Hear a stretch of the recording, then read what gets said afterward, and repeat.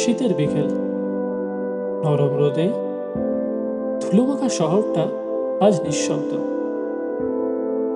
একটা গিটার, একটা কবিতা আর আধখানা সিগারেট, এই তিনিই গলে যায় দিনের আলো আর আমার নিঃশ্বাস।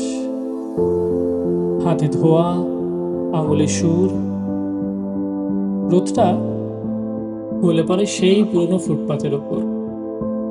দূরে ট্রামের ঘন্টা, হাওয়ায় পুরনো গানের গন্ধ, সবই যেন থেমে আছে আজ, শুধু আমি ছাড়া। একটা কবিতা হঠাৎ মনে পড়ে গেল, একলা মানুষ মানে শহরের নিঃশব্দ সুর। হয়তো সেও শুনছে আজ এই বিকেলের নিস্তব্ধতা,